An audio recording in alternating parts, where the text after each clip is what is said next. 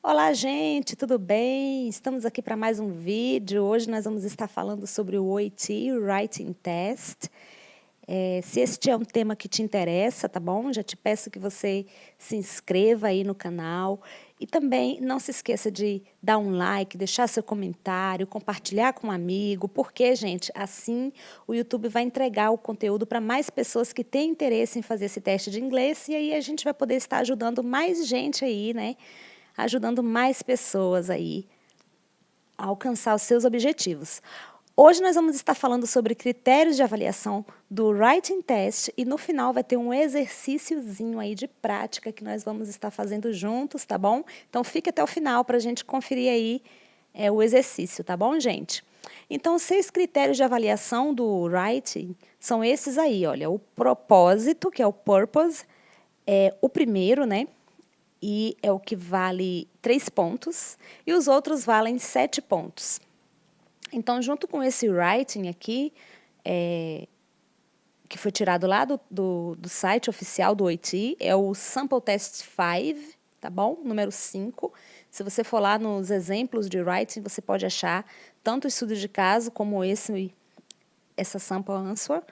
E a gente vai ver aqui esses critérios de avaliação aqui com essa carta, tá bom? E depois a gente passa para o exercício. Então, o purpose, que é o propósito, ele precisa estar claro e aparente logo no início da sua carta, na introdução, para que você possa ganhar aí os 3 pontos, né? E também, depois, no desenrolar da carta, você vai mencionando aí o propósito da carta, né? Mas, de imediato, ele tem que estar aparente na introdução. Content, que é o conteúdo, esta avaliação envolve aí a sua escolha correta dos critérios que você vai ver lá no estudo de caso, que você vai incluir na sua carta, tá bom? Você vai receber um estudo de caso com muitas informações sobre aquele paciente, você vai selecionar só o que for relevante para você incluir na carta. Então, aqui você vai ganhar uma pontuação se você escolher tudo, não deixar de fora nenhuma informação importante. E se você incluir alguma coisa que não é importante, você já perde ponto aqui no Conciseness and Clarity, que envolve não somente isso, não somente não incluir coisas irrelevantes, mas também você ser conciso, claro e objetivo. Não levar aí muito tempo, né, para explicar uma coisa que pode ser explicada rapidamente em algum parágrafo da sua carta. E gênero e estilo, genre and style, o tipo de linguagem que você vai usar para aquele destinatário, o jeito que você vai escrever para um médico solicitando um exame de diagnóstico não é o mesmo jeito que você vai escrever para um familiar de um paciente informando o exame de diagnóstico que foi feito. Então, você vai usar menos jargões médicos se você for escrever para alguém que não é da área da saúde. Organization layout, é você agrupar as informações, né, em parágrafos, em functioning paragraphs, functioning paragraphs. São parágrafos que têm funções. Você vai agrupar as informações em parágrafos destinados para aquela informação. Eu vou já mostrar para vocês ali no exemplo. E aqui é a parte da sua gramática, né, do quão claro é entender o que você quer dizer, né? Sem muitos erros gramaticais, erros de escrita e outros. Então, olha aqui, essa carta é uma carta de emergência, né? A paciente precisava ser avaliada urgente se ela estava tendo uma recidiva de pericardite. Então, aqui logo no início, a enfermeira já pede aqui, olha, estou enviando essa paciente, vamos ler aqui. Thank you for seeing Mrs. Stiles, a 62-year-old widow and retired school teacher who requires your investigation of a possible relapse of pericarditis. Então, aqui, olha, who requires your investigation of a possible relapse of pericarditis, está o propósito da carta. Ela precisa de uma investigação de uma possível recidiva de pericardite. Para isso que eu estou escrevendo, é isso que eu quero que você faça com esse paciente, tá bom? Então, esse já é o propósito.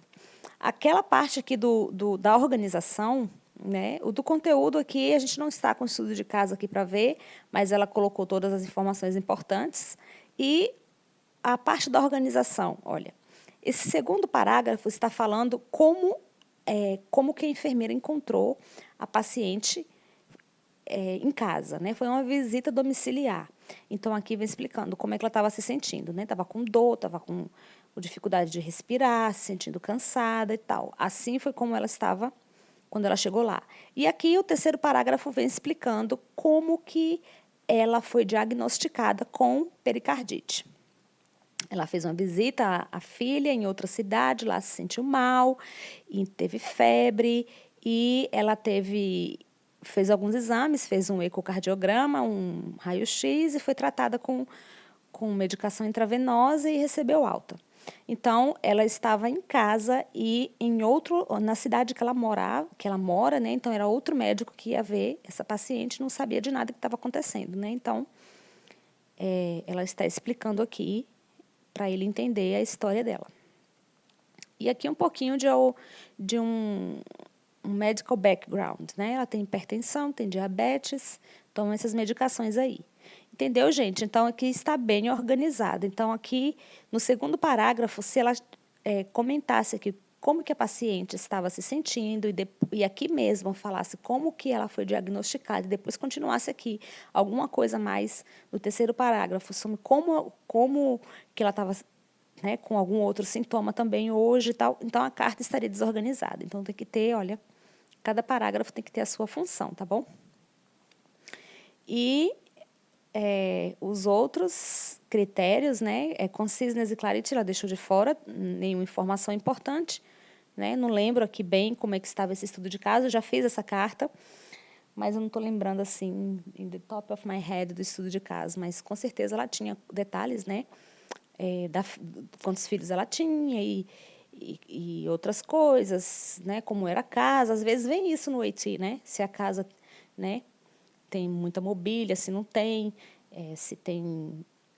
se é adaptado o banheiro ou não para paciente que tem alguma dificuldade, tal. Então, essas coisas você vai colocar ou não, dependendo né, do recipiente. Eles chamam de recipiente, destinatário, dependendo de para quem que você vai escrever.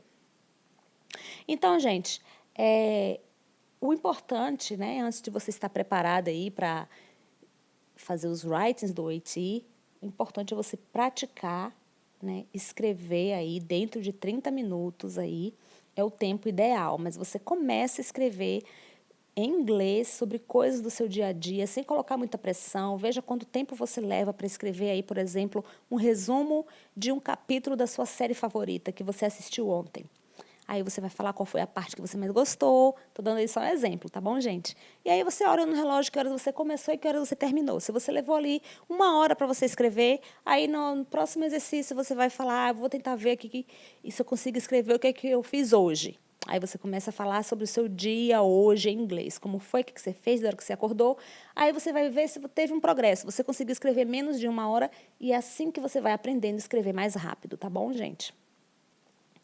Vai comparando o tempo de escrita e tenta escrever mais rápido depois de um tempo acostumado a escrever em inglês. Depois de um tempo acostumado a escrever em inglês, você já vai diminuindo aí o tempo, né, prolongado aí de escrita, tá bom? O tempo ideal é que você escreva em 30 minutos, como eu já falei. Por quê? Porque você tem 45 minutos só lá no dia do teste. 5 minutos para ler, 40 minutos para escrever.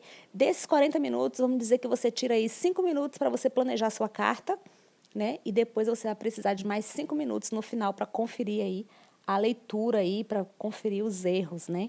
Que a gente sempre comete. Em português, a gente comete erros ao escrever, imagine em inglês. Então, é muito importante deixar um tempinho para ler a carta, né? Olha só, nós fizemos esse exercício de listening aí, né, uns dias atrás. Eu vou deixar aí o card aí, olha, tá passando aí no vídeo agora. Você clica no card e vai ficar salvo aí embaixo no seu vídeo para você ver depois. Esse exercício, se você ainda não viu. E aqui tem com as informações que tem aí, né, que você vai ouvir aí do Mustafa, né, desse paciente Mustafa, né? Eles dão um exemplo aqui, olha, com essas informações, eles dão um exemplo desse sumário aqui, né? Então, não sei se vocês se lembram, quem ouviu esse exercício, né? Ele foi admitido, olha, Mustafa Hussein was admitted with possible concussion, né? Aqui, reason for admission, ele caiu, né? After falling from a ladder and hitting his head. Então, ele foi admitido aí com essa concussão depois de cair da escada e bater a cabeça. Aqui fala quando que ele nasceu, fala um pouquinho aqui da sua história social. Eita, tá um barulhão lá fora, gente. Não sei se está passando aí no vídeo o barulho, mas eu vou deixar. Então, voltando aqui. Só depois ouvindo o vídeo aí para ver se o barulho ficou ou não. Então, gente, aqui fala um pouquinho da sua história. Aqui fala um pouquinho da sua história social, né? E se ele fuma ou não, se ele bebe ou não, se tem alergia ou não. Então, o próximo exercício aqui, olha, o sumário da paciente Sarah Bear. Tá vendo? Aqui já está respondidinho para vocês, tá bom? E comparando com o do seu Mustafa aqui, olha, vocês podem fazer um parecido aí da Sarah Bear, tá bom? Por exemplo, vou dar uma dica aqui para vocês.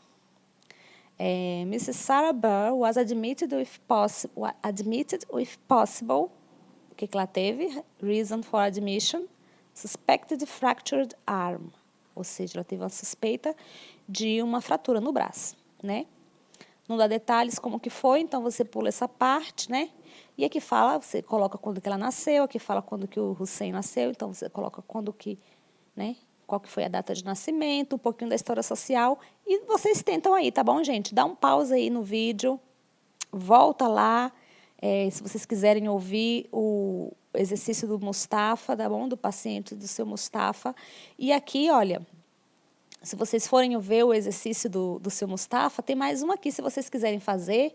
Aqui está pedindo para encontrar 3 erros aqui, olha, sobre a história do seu Mustafa, tá bom?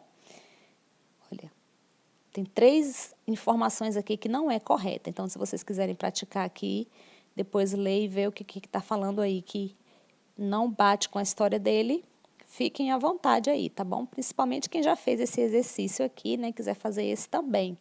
Por exemplo, vou dar um exemplo para vocês aqui de um errozinho aqui, olha. Aqui, deixa eu ver se eu lembro o que que... Ah, sim, aqui fala que ele é divorciado. E eu lembro que, na hora que ela pergunta o estado dele, né? O estado marital dele, né? Marital status. Ele não diz que é divorciado, então aqui já é um erro. Eu vou deixar os outros 2 para vocês procurarem aí, tá bom, gente? Gente, aqui está um exemplo da minha resposta, da minha sample answer, tá bom? Do jeito, quando eu fiz esse exercício, foi desse jeito aí que eu fiz o writing, tá bom? E aqui é um exemplo do gabarito de respostas, do modelo que eles dão aí, dessa carta da senhora Bear, tá bom, gente? Então, fiquem à vontade aí para voltar quantas vezes for necessário aí para vocês corrigirem aí com o exercício de vocês, tá bom? Muitíssimo obrigada, gente, por terem ficado aqui até o final do vídeo.